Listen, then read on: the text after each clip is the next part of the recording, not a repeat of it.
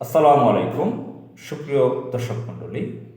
ঢাকা ক্যান্টনমেন্টের পাশেই বলা যেতে পারে, ঢাকা ক্যান্টনমেন্ট এলাকায় ঢাকার বনানীতে আর্মি স্টেডিয়াম, সামরিক বাহিনীর নামে, আর্মি মানে সেনাবাহিনীর নামে একটি স্টেডিয়াম রয়েছে। হজরত শাহজালাল আন্তর্জাতিক বিমানবন্দর যে বিমানবন্দর সড়ক, এই সড়কের পাশে আপনারা অবশ্যই দেখে থাকেন, চিনেন। এই স্টেডিয়ামের পাশে তিনটি কবরস্থান রয়েছে, দুটি মুসলমানদের, একটি খ্রিস্টানদের, একটি বেসামরিক কবরস্থান, একটি সামরিক কবরস্থান মুসলমানদের। তো বেসামরিক যেটা, সেখানে হাজার হাজার মানুষ ঘুমিয়ে আছেন, অনেকে বলে থাকেন ঘুমিয়ে থাকা, আল্লাহর জিম্মায় চলে গেছেন, তাদেরকে সেখানে কবর দেওয়া হয়েছে। নারী পুরুষ হাজার হাজার মানুষ মারা গেছেন, সেখানে দাফন করা হয়েছে। এখানে বেশিরভাগই এলিট শ্রেণীর। এক একটি কবরের অংশ 25 বছরের জন্য 1.5 কোটি 2 কোটি টাকা কিনে নিতে হয়। আগে 1 লাখ 2 লাখ টাকা বা 75,000 টাকা, 70,000 টাকা, 50,000 টাকা দিলে হতো। এখন 1.5 কোটি 2 কোটি টাকা লাগে। এখানে কবি, সাহিত্যিক, শিল্পী, ব্যবসায়ী, রাজনীতিবিদ, বহু নামকরা প্রভাবশালী ব্যক্তিরা এখানে শুয়ে আছেন, তাদেরকে কবর দেওয়া হয়েছে। সামরিক যেটা, এটা বেসামরিকের কথা বললাম। বেসামরিকটায় হাজার হাজার মানুষ এখানে শায়িত আছেন। সামরিক যেটা 25-26 ফেব্রুয়ারি 2009-এ শেখ হাসিনা ভারত সম্মিলিতভাবে যে আমাদের সামরিক বাহিনীর 25 জন উচ্চপদস্থ কর্মকর্তাকে, অফিসারকে মেরে ফেলেছে, তাদেরকে কবর দেওয়া হয়েছে। সামরিক বাহিনীর এবং নামকরা অনেকের কবর সেখানে রয়েছে। তো এদের নামগুলো বলছি না, আপনারা জানেন। দুটি কবরস্থানে নামকরা অনেক আছে, নামকরা হোক আর নামকরা ছাড়া হোক, বহু মানুষকে সেখানে দাফন করা হয়েছে। খ্রিস্টানদের একটি কবরস্থান রয়েছে সেখানে। আপনারা জানেন বাংলাদেশের রাষ্ট্রধর্ম ইসলাম। কে সংবিধানের রাষ্ট্রধর্ম ইসলাম করেছে সেদিকে আলোচনায় না যাই। রাষ্ট্রধর্ম ইসলাম। ঢাকাকে বলা হয় মসজিদের শহর। এই আর্মি স্টেডিয়ামে, যে কথাটা মূল কথায় আসি, যেটা বলতে চাই, এই আর্মি স্টেডিয়ামে কিছুদিন পর পর কনসার্ট হয়। তখন উচ্চ শব্দের মিউজিকে আশেপাশের ভবনগুলো কাঁপে, আশেপাশের মসজিদগুলো কাঁপে, কবরস্থানের গাছপালা কেঁপে ওঠে, কবরস্থানের যে দেওয়ালগুলো কেঁপে ওঠে। কবরস্থান অতি নিকটেই স্টেডিয়ামের পাশে। মানুষ অনেক অপরাধ করে, অনেক অশ্লীল কাজ করে, খারাপ কাজ করে। অন্ততপক্ষে কবরটা দেখলে তো একটু ভয় করে, আল্লাহর ভয় আসে, পরকালের ভয় আসে। হজরত উমর রাদিয়াল্লাহু তাআলা আনহু নাকি কবরস্থানে গিয়ে কাঁদতেন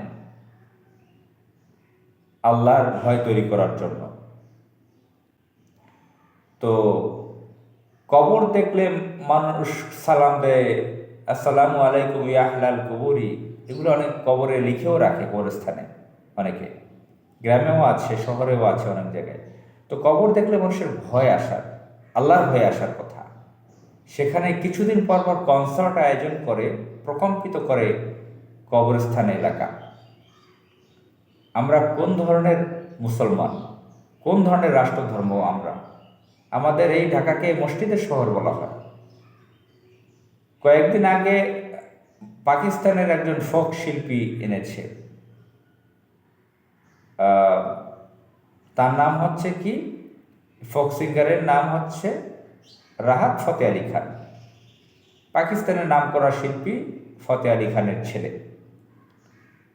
এখানে কোটি কোটি টাকা ব্যয় করা হয়েছে রাষ্ট্রীয় শেল্টারের, রাষ্ট্রীয় আয়োজনে সামরিক বাহিনীর প্রোটোকল শেল্টার ব্যবহার করা হয়েছে, রাস্তাঘাট বন্ধ করা হয়েছে। এখানে শহীদদের জন্য নাকি ফান্ড তৈরি করা হয়েছে। অত্যন্ত ফালতু কথা। শহীদদের জন্য ফান্ড তো সরকারি বিভিন্ন ডিপার্টমেন্ট থেকে বের করা যায় খরচ কমিয়ে। রাষ্ট্রে লুটপাট হয়েছে, হাসিনা ভয়ানক লুটপাট করেছে আমরা জানি, কিন্তু ফান্ড তৈরি করা যায়, বিদেশ থেকে সাহায্য চাওয়া যেতে পারে। এই ধরনের কনসার্ট আয়োজন করে, রাষ্ট্রীয় আয়োজনে সামরিক বাহিনী ব্যবহার করে, এটা বাংলাদেশের জন্য একটা লজ্জার ব্যাপার আন্তর্জাতিকভাবে। এবং এই ধরনের শিল্পীরা তো খালি পকেটে যায় না, কোটি কোটি টাকা তারা নিয়ে যায়। আলোচনায় এসেছে 3 থেকে 4 কোটি টাকা নিয়ে গেছে এই রাহাত ফতে আলী খান। জানি না তার সত্যতা কতটুকু। তো রাহাত ফতে আলী হোক, পাকিস্তানের, ইরাকের হোক, আর আমেরিকার হোক, আর ভারতের শিল্পী হোক, আর যেই হোক, কনসার্ট যেগুলো হচ্ছে এগুলো অশ্লীলতা হচ্ছে কম বেশি। হয়তো রাহাত ফতে আলী খানেরটা অশ্লীলতা কম হয়েছে। পাকিস্তানের আরেক ফোক সিঙ্গার এসেছিল শাকফাত শাকফাত আমানত শাকফাত আমানত আলী খান, শাকফাত আমানত আলী। তিনি এসেছিলেন কয়েক বছর আগে। উঠতি বয়সের কয়েকজন মেয়েকে ধরিয়ে কিস করেছিলেন মনের আবেগে। এরা প্রত্যেকে এসে বাংলাদেশের মানুষকে আবেগে জড়িয়ে ধরে কিস করে, বাংলাদেশের পক্ষে 2-4টা কথা বলে। এটা একটা কালচার, একটা আর্ট। একটা নামকরা কোনো মানুষ যখন বিদেশে যায়, অন্য দেশে, সে দেশের মানুষকে নিয়ে আবেগীয় ভালোবাসার কথা বলে থাকে। রাহাত ফতে আলী বলেছে, শাহরুখ খান বলেছিল, সালমান খান বলেছিল, তারাও আর্মি স্টেডিয়ামে এসেছিল। প্রত্যেকে যখনই এসেছে অশ্লীলতায় পরিপূর্ণ হয়েছে আর্মি স্টেডিয়াম।